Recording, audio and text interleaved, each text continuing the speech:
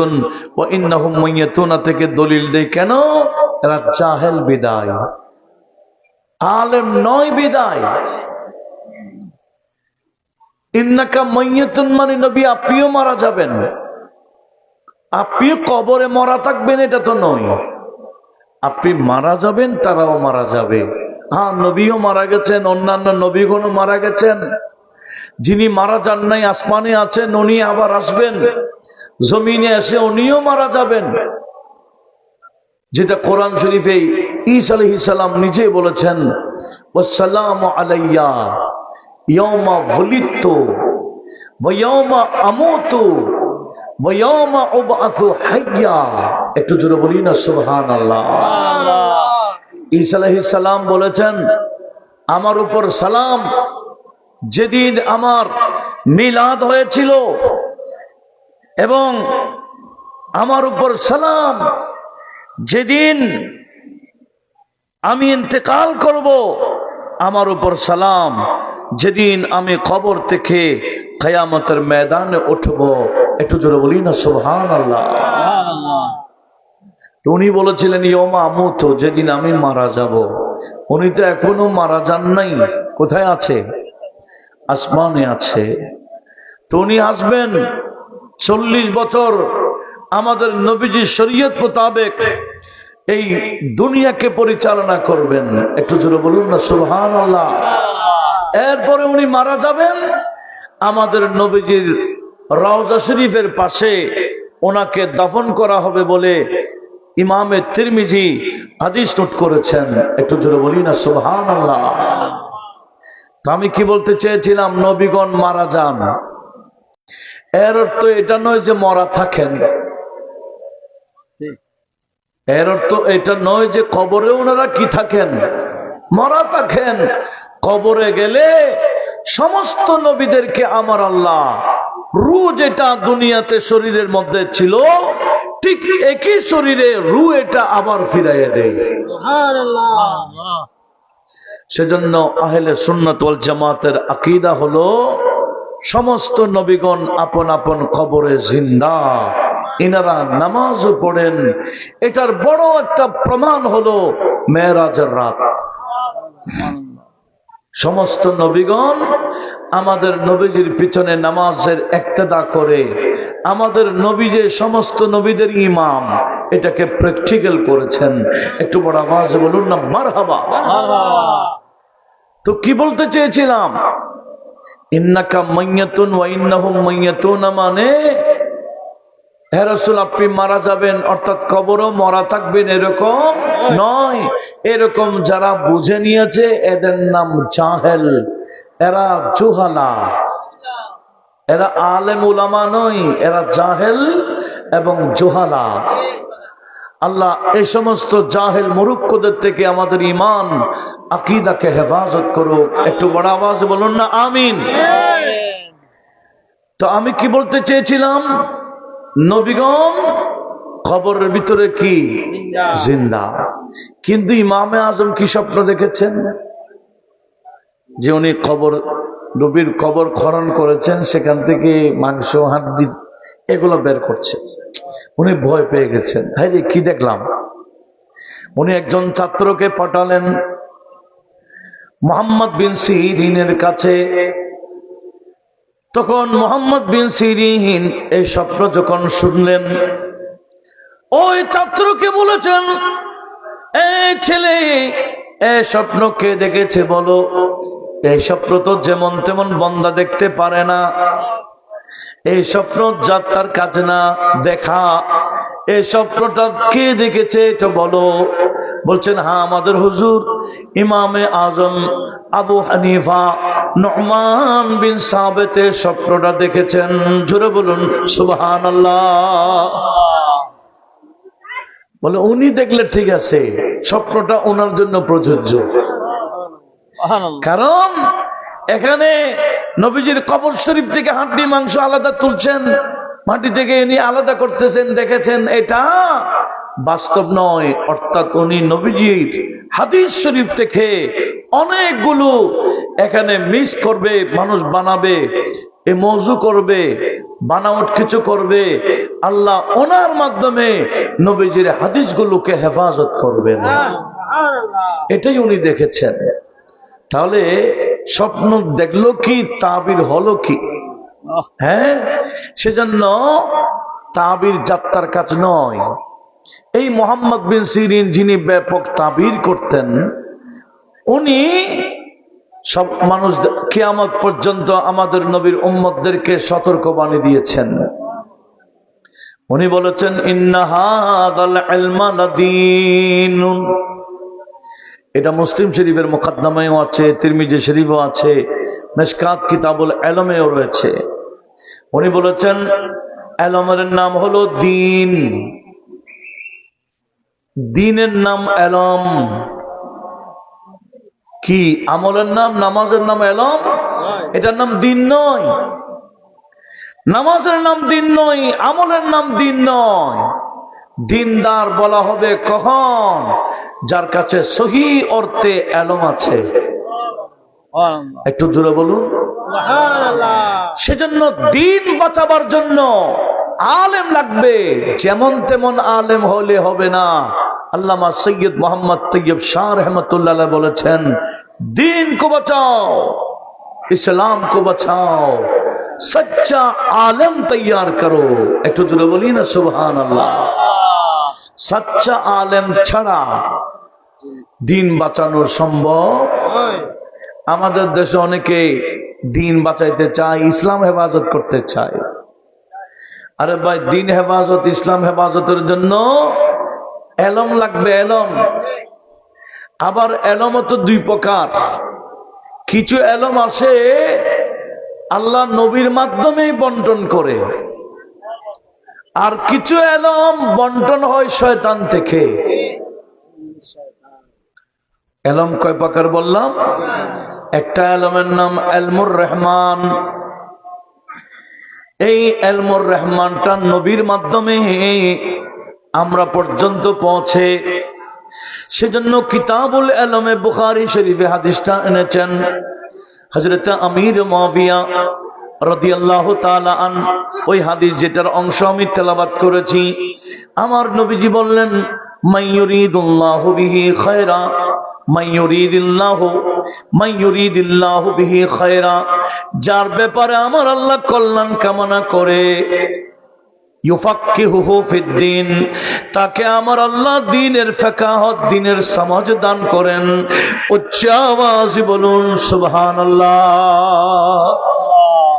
এরপর নবীজি বললেন, ইন্নামা আনা কাসিম ওয়াল্লাহু ইউতি, নিশ্চয় আল্লাহ আমাকে দান করেন আর আমি নবী বন্টন করতে আছি।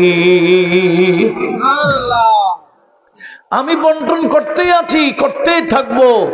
আল্লাহ আমাকে দিতে আছেন, দিতেই থাকবেন। একটু বলি, ইমাম বুখারী এটাকে ইলমের মধ্যে অ্যাড করেছেন হাদিসটা। অর্থাৎ আল্লাহ আমাকে ইলম দিতে আছেন, আমি ইলম বন্টন করতে আছি। সেজন্য আমার নবী বলেন, জাগাদাতা বড় দানবীর নয়, টাকা দাতা বড় দানবীর নয়, বড় দানবীর হলো যিনি ইলম দান করেন।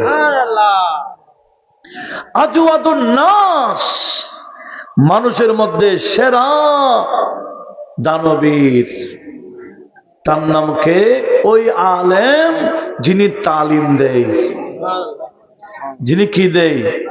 তালিম দেয়। উনি হচ্ছেন সেরা দানবীর।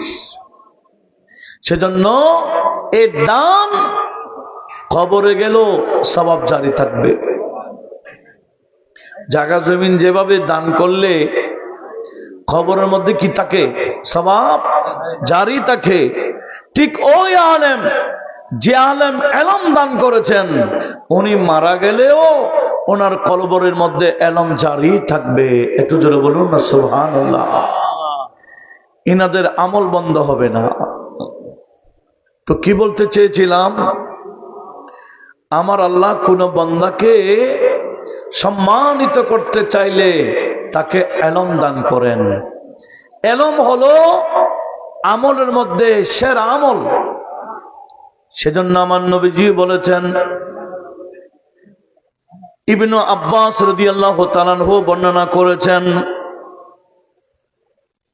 কি তাদারাসুল ইলমে সাআতান, কেউ যদি একটা মুহূর্ত ইলমের আলোচনা করে, ইলমে দ্বীনের চর্চা করে অল্প সময়, আমার নবীজিও বলেছেন, ওখান থেকে ইবনে আব্বাসও বর্ণনা করেছেন, সেটা হলো গোটা রাত নফল ইবাদতের চেয়েও সামান্যতম যে ইলম নিয়ে চর্চা করেছে, আমার আল্লাহর কাছে এটার ফজিলত বেশি।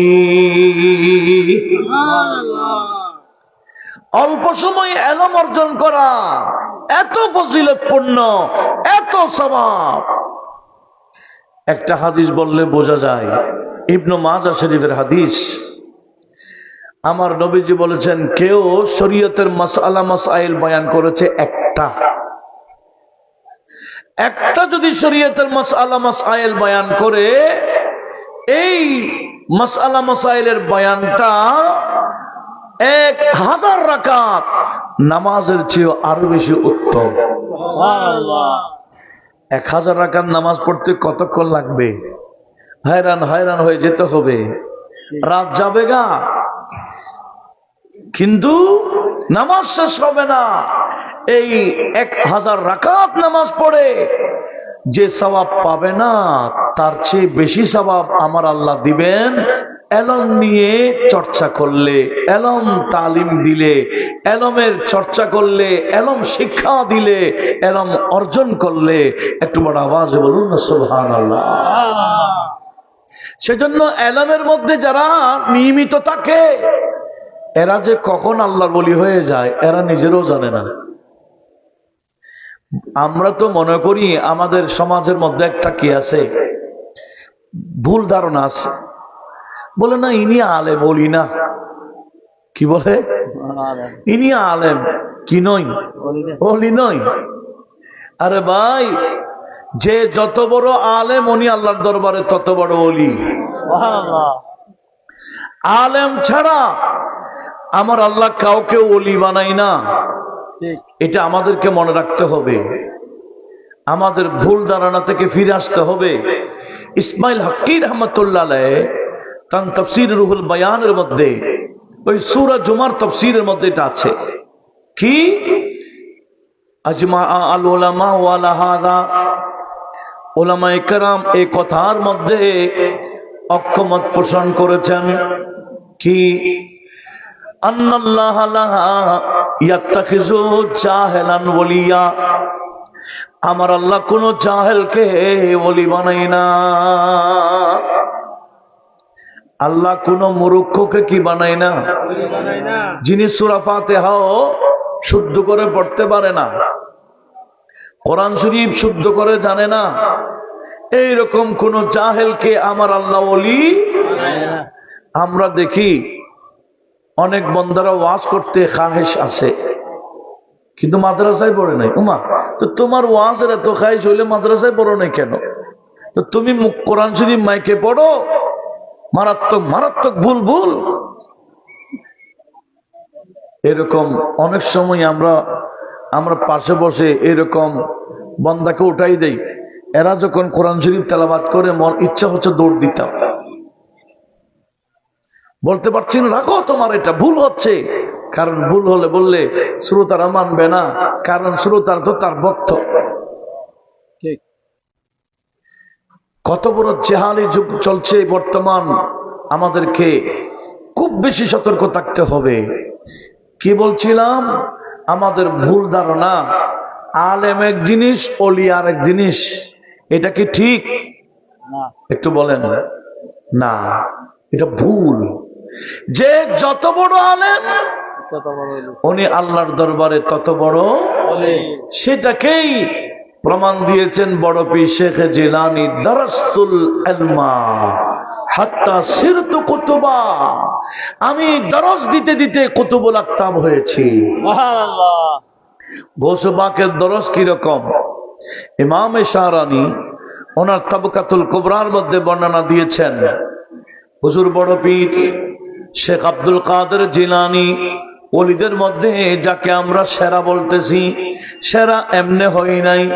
উনি বলতেছেন দারাস্তুল ইলমা হাত্তা সিরতু কুতুবা, আমি যে কুতুবুল আকতাব হয়েছি এটা আমি এলমের কারণে হয়েছি। জোরে বলুন সুবহানাল্লাহ। উনি তো মায়ের গর্ভের ওলি। ওলি এক জিনিস, কুতুব আর এক জিনিস। কুতুবিয়ত, কুতুবুল আকতাব, এটা ওলিদের মধ্যে অনেক বড় সর্বশ্রেষ্ঠ একটা মানজালা এবং স্টেজ। এটা একটা পথ। এই পথটা হাসিল কেমনে হইল? বড় পীর বলেন এলমের মাধ্যমে। তো উনি এলমের মধ্যে কিভাবে থাকতেন? শাহরানী তাবকাতুল কুবরার মধ্যে বর্ণনা করছেন, উনি ফজরের নামাজের পর ছাত্রদেরকে নিয়ে এলম দরস দেওয়ার জন্য বসে যেতেন। এমনকি ফজরের নামাজের থেকে শুরু করে এশা পর্যন্ত দরস দিতেন। মধ্যখানের নামাজের বিরতি, খাবারের বিরতি, গোসলের বিরতি, এই বিরতি যেগুলা প্রয়োজনীয় বিরতি, এই প্রয়োজনীয় বিরতি ছাড়া ফজর থেকে এশা পর্যন্ত বড় পীর দরস দিতেন প্রতিদিন।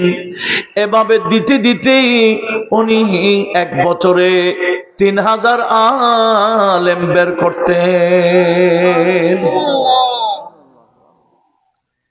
উনি এক বছরে কয়জন আলেম বের করতেন? 3000। ওনার একটা কোটা ছিল, 3000 একজনও নিতেন না, আবার 299ও হইতো না, 3000ই থাকতো। এইভাবে উনি 33 বছর আলেম প্রোডাক্ট দিয়েছেন। ফজর থেকে এশা এভাবে পড়াইতেন, আবার এশারের নামাজের পর ইবাদতে ঢুকে যেতেন। ওই কামরা থেকে বের হতেন ফজরের নামাজ পড়াবার জন্য। যে দেখেছে উনি বলছেন আমি 40 বছর দেখছি।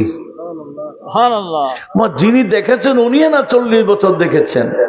তো ওনার আগের অবস্থা কেমন? বড় পীর বলে উনি দেখলে 40 বছর দেখেছে, আমি তো আরো 40 বছর আগে থেকে কাজ করি। একটু বড় আওয়াজে বলুন না সুবহানাল্লাহ। বড় পীর 80 বছরের চেয়েও বেশি গোটা রাত ইবাদত করে করে উনি 90-91 বছর হায়াতে জিন্দেগি পেয়েছেন। উনি বলেন আমার 10 বছরের পর থেকে আমার তাহাজ্জুদের কজা হয় না। তাহলে কি 40 বছর? এটা কোন রাওয়ায়াত? যিনি দেখেছেন একজনে, উনি যতটুকু দেখেছেন ততটুকু বর্ণনা করেছেন। গৌসে পাকের আমল তো ততটুকু না, এর চেয়েও আরো বেশি, ডবল। তো কি বলতে চেয়েছিলাম, বড় পীর এত বড় ওলি হয়েছেন, এত মর্যাদাবান হয়েছেন, এমনি হন নাই, এলমের মাধ্যমে হয়েছেন।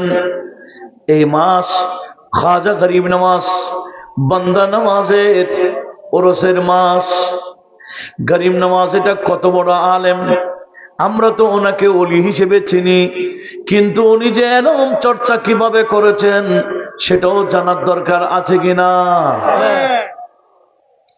আমরা তো গরিব নামাজকে বড় আল্লাহর ওলি হিসেবে চিনি, কিন্তু জানি না যে উনি হেরমে মক্কার মুহাদ্দিস ছিলেন। মক্কা শরীফের হেরমের কি ছিলেন? মুহাদ্দিস কেমনে হয়েছেন এটা জানার দরকার আছে না? ওনার আব্বা যখন মারা গেলেন, আব্বার দেওয়া আঙ্গুর বাগান দিয়ে গেলেন। মনে করেছেন এটা পরিচর্যা করে সংসার চালাবেন, উনি বড় ছেলে। কিন্তু আল্লাহর এক ফকির বান্দা ওনাকে, উনি ফকির বান্দার খেদমত করার কারণে, এক গ্লাস আঙ্গুরের শরবত খাওয়ানোর কারণে উনি ওই ফকির গরিব নামাজের মাত্র 15 বছর বয়সে আল্লাহর শরবত খাওয়াই দিয়েছিলেন। ফকিরে কি করছে? ওনাকে শরাবে ওয়াহাদাত পান করাই দিলেন। আল্লাহর যখন শরাব পান করাই দিল, আল্লাহর শরাব এরকম গ্লাস দিয়ে পেয়ারা দিয়ে পান করে না, আল্লাহ ওয়ালাদের নজর দিয়ে পান করা হয়। এই শরাব যত্র তত্র পাওয়া যায় না, এই শরাব পাওয়া যায় মদিনা শরীফে। তয়বা সে मंगाई जाती है सीनों में छुपाई जाती है, तैबा से मंगाई जाती है, तैबा से मंगाई जाती है, सीनों में छुपाई जाती है। तौहीद की मैं प्यालों से नहीं, तौहीद की मैं प्यालों से नहीं, नजरों से पिलाई जाती है।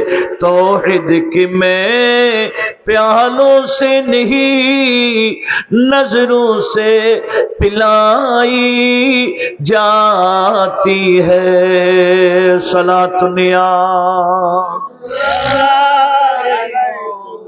সানো ফাইনাল না তো কি বলছিলাম, মনোযোগ আছে আপনাদের? আল্লাহর ওলিরা এরকম গ্লাস দিয়ে কি করে না, আল্লাহর শরাব খাওয়াই না, পান করাই না, এরাদের নজর দিয়ে পান করাই দেয়। গরিব নওয়াজকে ওই ইব্রাহিম কন্দুসি কলন্দরি নজর দিয়ে আল্লাহর শরাব পান করাই দিয়েছিলেন। এই আল্লাহর শরাবটা পান করার পরে গরিব নওয়াজের ধ্যান ধারণা পাল্টিয়ে গেল। উনি বলেন, না আমি এই বাগান আমি আর পরিচর্যা করব না, মাকে বলে এটাকে বিক্রি করে দিব। নানা যান যেই বাগান ইসলামের বাগান দিয়ে গেলেন, আমি ইসলামের বাগানের খেদমত করব।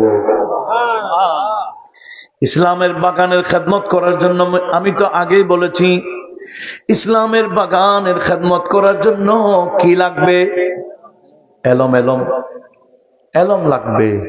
তো উনি মাকে বলে, মা আমি অল্প এলম দিয়ে তো ইসলামের বাগানের খেদমত করতে পারবো না, আপনি আমাকে অনুমতি দিন। শুনেছি বুখারাতে বড় বড় আলেম আছে, আমি বুখারায় চলে যাব আপনি অনুমতি দিলে। ওনাদের এলাকা থেকে বুখারা 1 মাসের রাস্তা। গৌসেবাগ মায়ের অনুমতি নিয়ে এলম অর্জন করার জন্য জিলান থেকে বাগদাদ গেলেন, আর গরিব নওয়াজ ওনার সঞ্জর থেকে এলম অর্জন করার জন্য বুখারা গেলেন। মিল আছে কি না? একজন গেলেন কোথায়? জিলানে, আরেকজন গেলেন বুখারায়। আর আমাদের এই ফরিদশরী যার নূরে নূরানি হয়ে আছে গৌসুল আজম মেজবান্ডারি হযরত কেবলাই আলম, উনিও এলম অর্জন করার জন্য ক্যালকাটায় চলে গিয়েছিলেন। কথা বলুন ঠিক কিনা? এগুলা এলম ছাড়া সম্ভব না। আজকে আমরা তো এলমের কদর বুঝি না। গরিব নওয়াজ বললেন, আমি আমার মায়ের অনুমতি নিয়ে বুখারে পৌঁছে গেলাম। সেখানে একজন বড় আলেম ছিলেন যার নাম হুসামউদ্দিন বুখারী, ওনার অপর নাম হুসামউদ্দিন মাদানী। আমি ওনার দরবারে গেলাম, ওনার মাদ্রাসায় গেলাম। যাওয়ার পরে আমি ওনাকে সালাম করলাম। উনি আমাকে বললেন, বাবা কোত্থেকে আসছো? বলে, হুজুর আমি তো আসছি সঞ্জর থেকে। কোত্থেকে? মা সঞ্জর এটা তো অনেক দূরে, ওখান থেকে এত দূর কেন আসছো? হুজুর শুনেছি আপনি এলম বিতরণ করেন, আপনার এলম নেওয়ার জন্য আসছি। আপনার এলম নেওয়ার জন্য আসছি। তখন ওই হুজুর বলছেন, আমি তো যেমন তেমন এলম যাকে তাকে দিই না, আমার এই মাদ্রাসায়ও যাকে তাকে ভর্তি করাই না। এই মাদ্রাসায় ভর্তি হতে চাইলে আমি আমার ছাত্রদেরকে 16 বছরের জন্য ভর্তি করাই। ক বছরের জন্য? 16 বছরের জন্য। কেন? বলে, আল্লাহ আমাকে 16 বিষয়ে মাহের বানাইলেন, পণ্ডিত বানাইলেন। আমি আমার ছাত্রদেরকে ওই 16 বছরের জ্ঞান দান করি। এক একটা বিষয়ের জন্য 1 বছর কোর্স করি, এক বিষয় 1 বছর। 16 বিষয়ে তুমি ভর্তি হবে কিনা দেখো। গরিব নওয়াজ বলেন, হুজুর আমি তো আমার আম্মার থেকে অনুমতি নিয়ে আসছি, আমি আপনাকে ওয়াদা দিচ্ছি আল্লাহ হায়াত রাখলে আমি যত বছর লাগে আপনার এলমগুলো অর্জন করার জন্য ইনশাআল্লাহ থাকবো। গরিব নওয়াজ যখন এরকম বলেন, ঠিক আছে ভর্তি করাই নিলেন।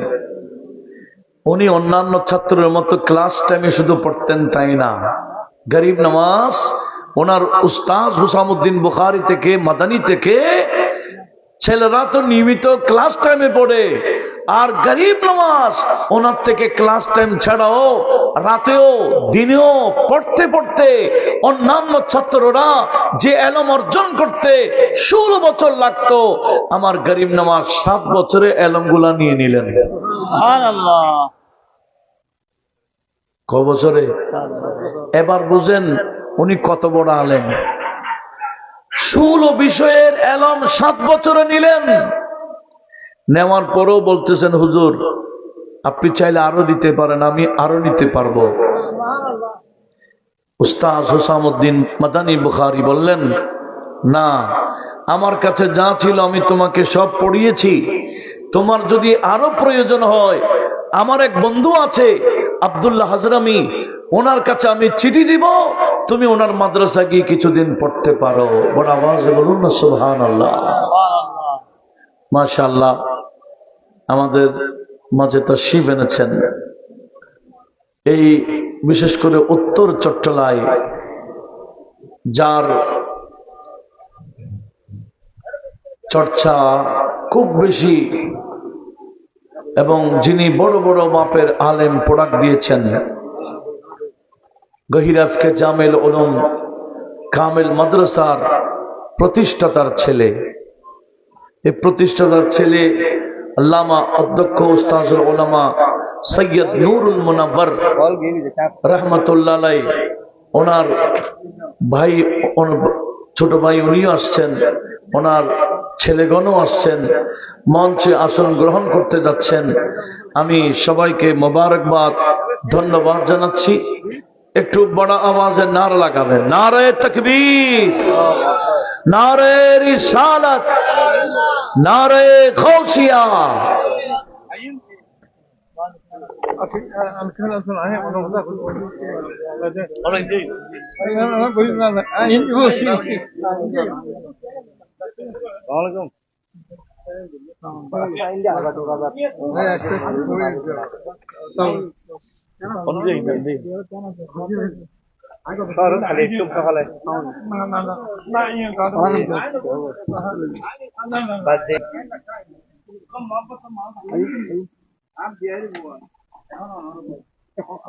বইন বাদ বইন অনর বয় গেল দুইশো বলে তো আগ্রহ করে বইন। আচ্ছা আচ্ছা দুপুরে না চিনি চিনি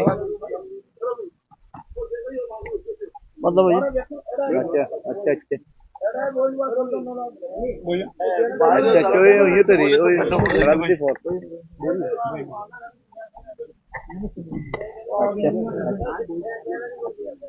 একটু সবাই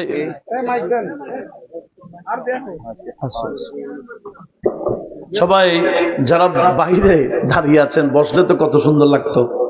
যেগুলো বাইরে দাঁড়িয়েছে এরা প্যান্ডেলে বসলে প্যান্ডেলে তো ভরপুর হয়ে যেত।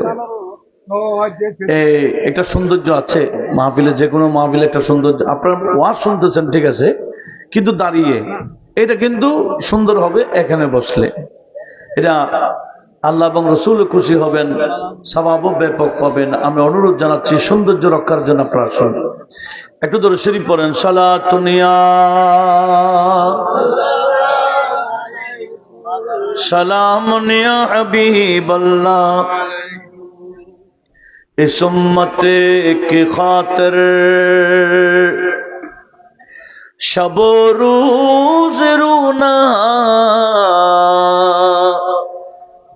नबी जी का बस ये काम, अल्लाह अल्लाह सलातुन या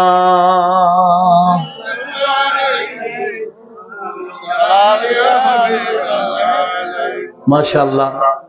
আমাদের মঞ্চে আসন গ্রহণ করতে যাচ্ছেন উস্তাজুল উলামা মুহাদ্দিসে জামা ফকিহে মিল্লাত গহির আফকে জামিল উলুম কামিল মাদ্রাসার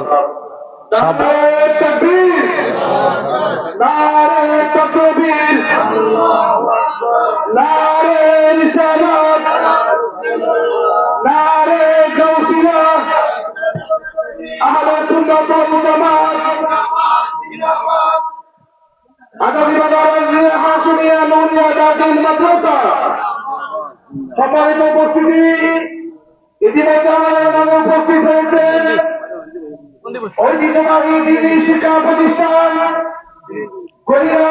জামিল উলুম কামিল মাদ্রাসার সম্মানিত শাইখুল হাদিস উস্তাদুল উলামা হুজুরাল্লাহ মুফতি মুহাম্মদ ইব্রাহিম আল কাদরি মাদ্রাসুল আলী। আমাদের মাঝে উপস্থিত হয়েছেন কৈরাজকে জামিল উলুম কামিল মাদ্রাসার সাবেক অধ্যক্ষ আল্লামা নুরুল মুনওয়ার রহমাতুল্লাহ আলাইহি ছোট ভাই মুজাহিদ সাহেব উপস্থিত হয়েছেন অধ্যক্ষ আল্লামা নুরুল মুনওয়ার রহমাতুল্লাহ আলাইহি সাহেবজাদা মাওলানা মোহাম্মদ জুন্নুরাইন মাদ্রাসুল আলী। এবারে অসংখ্য মেহমান উপস্থিত হয়েছেন, সকলকে আবাদ বলেন আজমিয়া হাশিমে নূরে দাদুল মাদ্রাসার পক্ষ থেকে মোবারকবাদ উদ্যাপন জানাচ্ছি।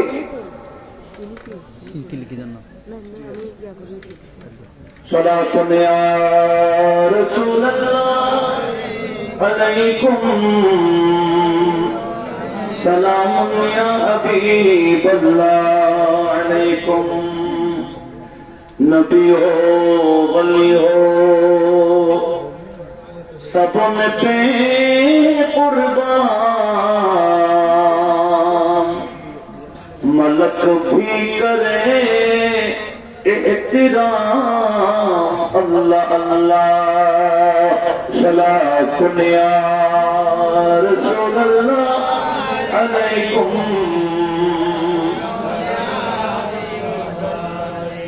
সম্মানিত উপস্থিতি, আমি যেই কথাটা উপস্থাপন করতে চেয়েছিলাম সেটি হচ্ছে, আমরা মনে করি ওলি এক জিনিস আলেম আর এক জিনিস, ভিন্ন বিষয় মনে করি না। আমি এটাই বোঝাতে চাচ্ছি না, যিনি যত বড় হক্কানি রব্বানি আলেম, উনি আল্লাহ পাকের দরবারে তত বড় ওলি। যে কথা বলতে চেয়েছিলাম, গৌস পাকের কথা বলেছিলাম, গরিব নামাজের কথা আমি উপস্থাপন করতে চাইছিলাম। উনি উস্তাদ হুসামউদ্দিন বুখারী অথবা উস্তাদ হুসামউদ্দিন মাদানী, ওনার কাছে ক বছর বললেন? 7 বছরে ওনাকে পাগড়ি দিলেন। এবং হযরতে আব্দুল্লাহ সমরকন্দি ওনার কাছে পৌঁছাইলেন। উনি বড় মাপের মুফাসসির ছিলেন। গরিব নামাজকে চিঠি দিয়ে বলে যাও, উনি আমার বন্ধু মানুষ, ওনার কাছ থেকে কিছু নাও। গরিব নওয়াজ বলেন, আমি আমার উস্তাদ হুসামউদ্দিন মাদানী থেকে ওনার কাছে পড়ে আমি যখন আমার উস্তাদের বন্ধুর কাছে গেলাম ওনার মাদ্রাসায়, দেখতেছি উনি মাদ্রাসার বাহিরে দাঁড়িয়ে আছেন কার জন্য অপেক্ষায়। আমি গিয়ে সালাম দিতেই আমাকে বলছেন চিঠিটা দিয়ে দাও। ওমা, তখন কি মোবাইল ছিল? হ্যাঁ ছিল, যে মোবাইল দেখা যাইতো না। কুদরতি মোবাইল আল্লাহ প্রত্যেকটা ওলিকে দিয়েছেন, আমরা বিজ্ঞানী মোবাইলকে মানি। কথা বলুন ঠিক কিনা? আল্লাহর ওলিদের হাতে কে দিয়েছেন মোবাইল? এই মোবাইল দেখা যায় না। এখন যেভাবে আমেরিকা থেকে হ্যালো বলেন, আল্লাহর ওলিরাও মুরাকাবা মুশাহাদা মুরাকাবার মাধ্যমে লাইভ দেখে। লাইভ এখানে যেভাবে লাইভ দেখায়, আল্লাহর ওলিরাও লাইভ দেখতেন। ইনাদের এই ওনাদের পরিভাষার মধ্যে এটাকে মুশাহাদা বলা হয়। একটু বড় আওয়াজে বলুন না সুবহানাল্লাহ। লক্ষ্য করুন কি বলতে চেয়েছিলাম। উনি বললেন, আমার বন্ধু হুসামউদ্দিন মাদানী যে চিঠিটা দিয়েছেন বাবা দিয়ে দাও। আমি ব্যাগ থেকে তাড়াতাড়ি চিঠিটা দিলাম। উনি চিঠি পড়ে মুস্কি হেসে দিয়ে একজন খাদেমকে ডাকলেন, বলেন ওনাকে ঢোকাইয়া নাও, গোসলের ব্যবস্থা করো, খাবারের পরিবেশন করো, ইনি এখানে আমার এখানে থাকবেন। গরিব নামাজ ওনার থেকে 2 বছর তাফসীরুল কোরআন পড়েছেন, জোরে বলুন সুবহানাল্লাহ। ওদিকে বাবা থেকে 15 বছর আগ পর্যন্ত পড়েছেন, 15 বছর পর থেকে 7 বছর উস্তাদ হুসামউদ্দিন বুখারী থেকে পড়েছেন।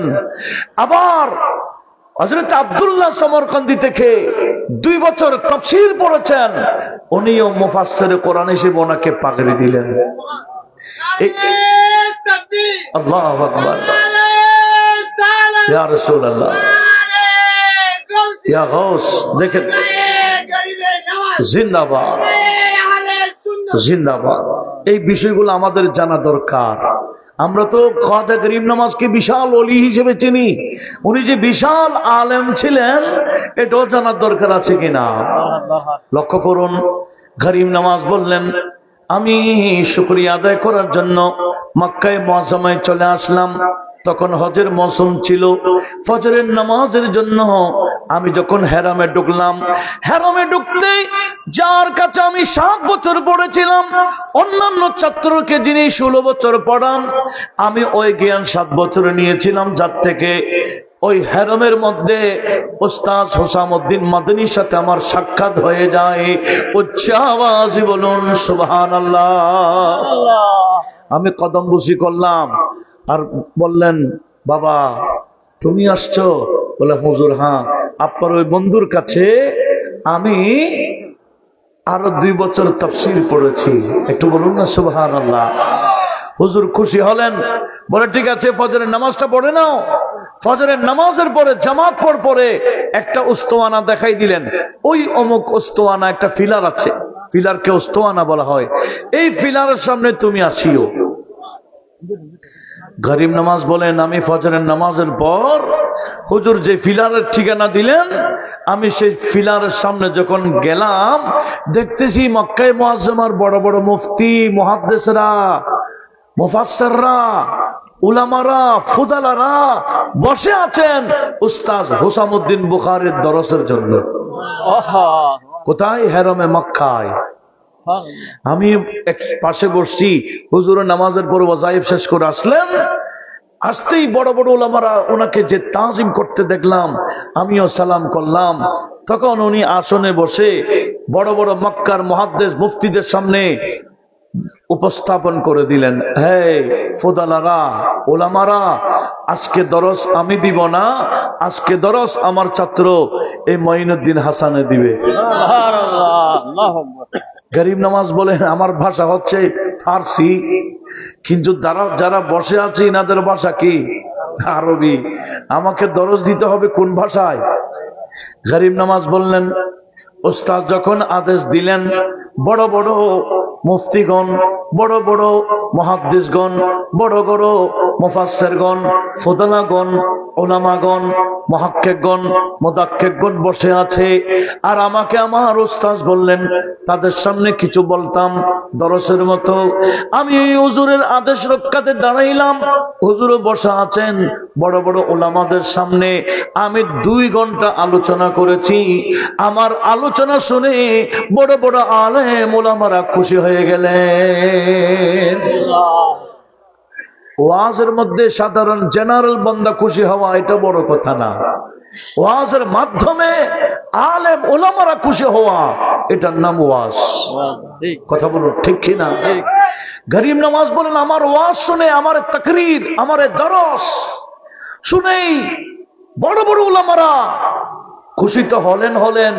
উস্তাদ হুসামউদ্দিন বুখারীকে বললেন, হুজুর আপনি তো আমাদেরকে নিয়ে অনেক সময় দিয়েছেন, আর কষ্ট করা লাগবে না, আপনার এই ছাত্রকে আমাদের হেরামে মক্কার জন্য মুহাদ্দিস হিসেবে নিয়োগ দিয়ে দেন। গরিব নওয়াজকে উস্তাদ হুসামউদ্দিন বুখারী হেরামে মক্কার কি বানাই দিলেন? মুহাদ্দিস বানাই দিলেন। তা আমরা তো গরিব নওয়াজকে ভারতবর্ষে ইসলাম প্রচারকারী বড় আল্লাহর ওলি হিসেবে চিনি, কিন্তু উনি যে কত বড় আলেম ছিলেন এটা তো আমরা জানি না। উনি হেরামে মক্কায় 2 বছর হাদিসের দরস দিয়েছিলেন। এরপরে উনি ইলমে বাতিন অর্জন করার জন্য পীরে মুর্শিদ তালাশ করেছিলেন। এগুলো উসমানে হারুনের খেদমতে যাওয়ার আগে। তাহলে কি বুঝলাম? এইভাবে আমরা গৌসে পাকের জীবন যখন দেখি, দেখলাম উনিও গোটা জীবন কাটিয়েছেন এলমে। খাজা গরিব নওয়াজ উনিও এলমে, এলমে জাহির বাতিন অর্জনে গোটা সময় সব ব্যয় করে দিয়েছেন। আর আমাদের হযরত কিবলা গৌসুল আজম মেজবান্ডারি কুদ্দিসা সিরহুল আজিজও উনিও খেদমত করার জন্য এলাকা ছেড়ে কোথায় চলে গেছেন? ক্যালকাটাতে। তখনও তো এটা হিন্দুস্তান ছিল, এগুলো তো ভারতবর্ষ ছিল, অখণ্ড ভারতবর্ষ হিন্দুস্তান ছিল। এখান থেকে উনি সফর করে ক্যালকাটা আলিয়াতে পড়েছেন, হুগলিতে পড়েছেন, বিভিন্ন জায়গায় জায়গায় পড়েছেন। ওনার জীবনীতে দেখা যায় অনেক বড় বড় আলেম ওলামাদের সান্নিধ্যে গিয়ে উনি এলম অর্জন করে পরবর্তীতে উনি আবার এলম বিতরণও করেছেন। তা আমরা তো হযরত কিবলা গৌসুল আজম মেজবান্ডারিকে বিশাল ওলি হিসেবে চিনি, এটা ঠিক আছে, কিন্তু এই ওলি হওয়ার, এই ভেলায়েতের এই পাওয়ার উনি পাইলেন কোথায়? বলে এলমের মাধ্যমে। সেজন্য আমার আল্লাহ কোরআনে পাকে ওই কারামতের কথা বর্ণনা করতে গিয়ে বিলকিসের সিংহাসন, যিনি যেতে লাগবে 1 মাস, আসতে আর 1 মাস, এত দূরত্ব জায়গা থেকে চোখের পলক মারার আগে আগে বিশাল সিংহাসন যে নিয়ে আসলেন, এই বর্ণনাটা আমাদের সামনে উপস্থাপন করেছেন। আমার আল্লাহ বর্ণনা দিয়েছেন কিভাবে, ওনার পরিচয় কি দিলেন, উনি বড় ওলি ছিলেন এটা বলেন নাই। আমার আল্লাহ বলেন ক্বালাল্লাযী ইনদাহু ইলমুম মিনাল কিতাব, যার কাছে আসমানি কিতাবের ইলম ছিল, উনি বলেছিলেন ওগো আল্লাহর নবী সুলাইমান আলাইহিস সালাম বিলকিসের সিংহাসন আমি নিয়ে আসব। কতক্ষণ? জিন বলেছিল কাবলা আন তাকুমা মিন মাকামিকা, আপনি যে বসে আছেন বসা থেকে দাঁড়াইতে যতক্ষণ লাগবে তার চেয়ে আগে আপনি তত সময় দিয়েন নাই। ঠিক আছে, তার চেয়েও জিনের চেয়েও আমি আরো বেশি আগে নিয়ে আসতে পারবো, সময় কতক্ষণ লাগবে?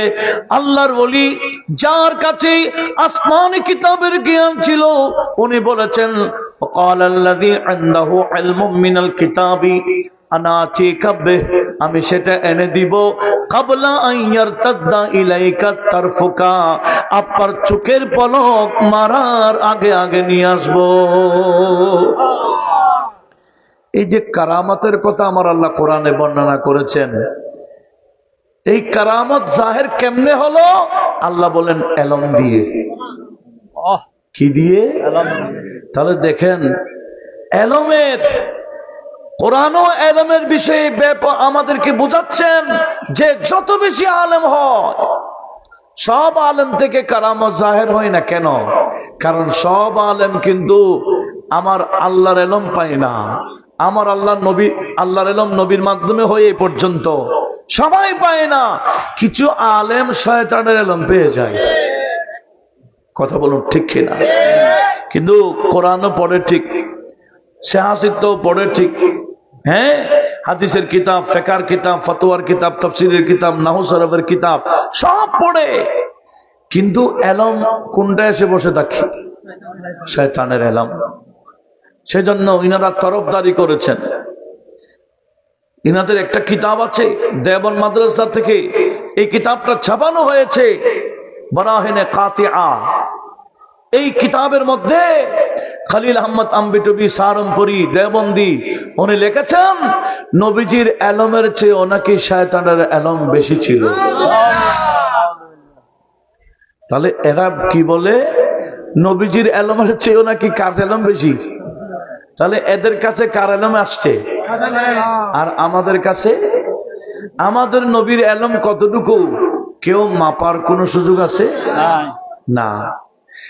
এই বুখারী শরীফও আসছে হযরতে খিদির আলাইহিস সালাম মূসা আলাইহিস সালামকে বলেছিলেন, কিস্তিতে যখন উঠেছিলেন, কিস্তির মধ্যে একটা চড়ুই পাখি আছে, ছোট্ট একটা চড়ুই পাখি পানির মধ্যে ঠুট ডুবাইয়া কিছু পানি উঠালেন।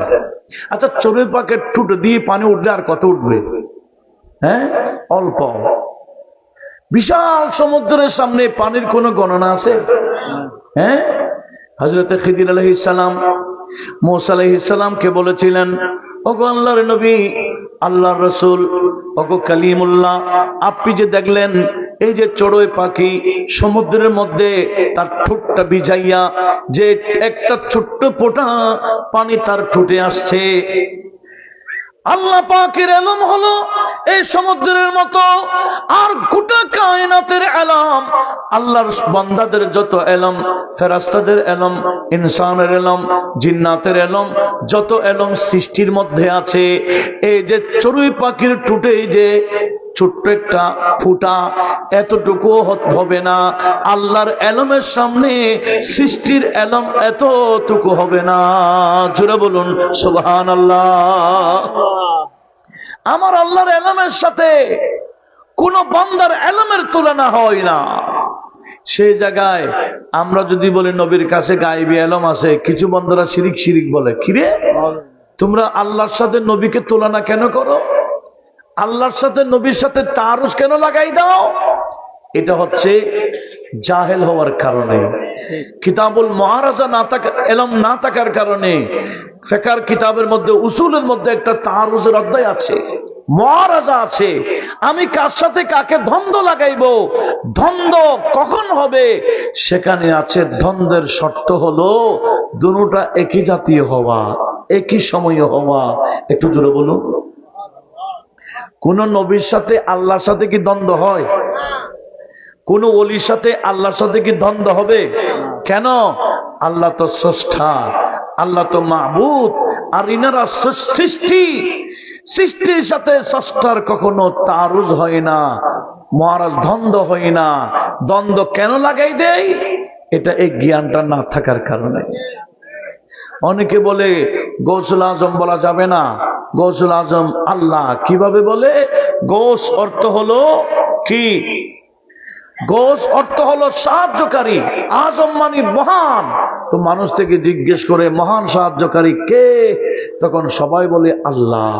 তো এবার বলে আব্দুল কাদের জিলানীকে গৌসুল আজম বলা যাবে? শ্রোতা বলেন না। এভাবে আল্লাহর সাথে, আল্লাহর ওলিদের সাথে দ্বন্দ্ব লাগাই দেয়। কেন লাগাই? এই জ্ঞানটা না থাকার কারণে। আমরা অনুরোধ করব, এলম ভালো করে অর্জন করুন। শয়তানের এলম নিয়ে দৌড়াদৌড়ি করিয়েন না। এলম নবীজির থেকে নিতে হবে। কথা বলুন ঠিক কিনা?